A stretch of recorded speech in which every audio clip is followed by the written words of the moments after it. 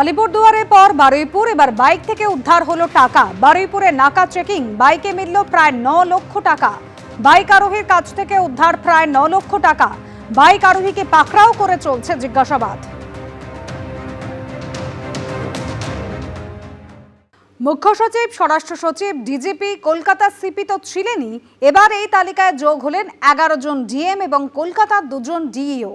Model code of conduct চালু হওয়ার পর থেকে এখনো পর্যন্ত 43 জন আইএএস আইপিএস কে সরিয়ে দিল নির্বাচন কমিশন। জাতীয় নির্বাচন কমিশনের নজিরবিহীন পদক্ষেপ।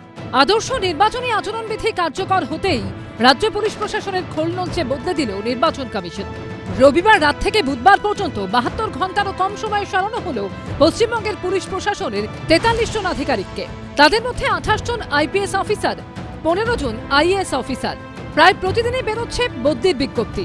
এর জায়গায় ও, ওর জায়গায় সে। মুখ্য সচিব, স্বরাষ্ট্র সচিব, DG, police commissioner, DIG, ADG থেকে পুলিশ সুপার, জেলা শাসক কে নেই তালিকায়।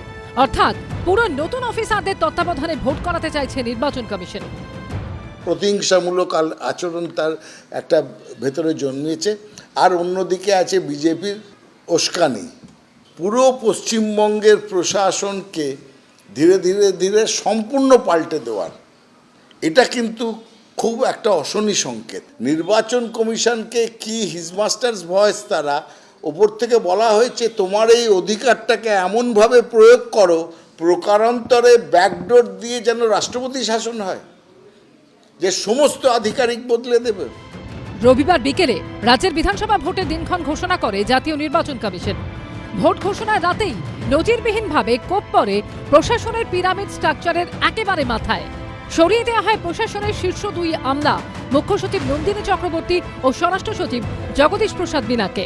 সোমবার সরিয়ে দেওয়া হয় রাজ্য পুলিশের ভারপ্রাপ্ত ডিজি আইন শৃঙ্খলা ও কলকাতার পুলিশ কমিশনার সহ 4 আইপিএসকে।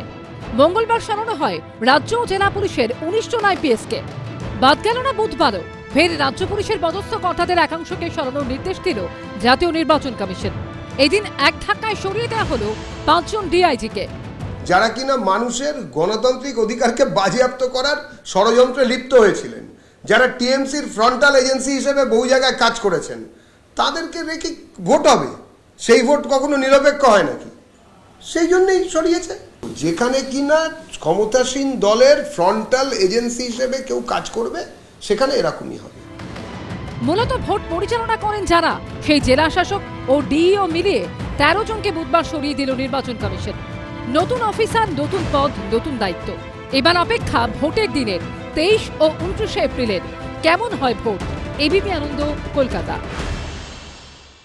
এবিপি আনন্দ, এগিয়ে থাকে, এগিয়ে রাখে।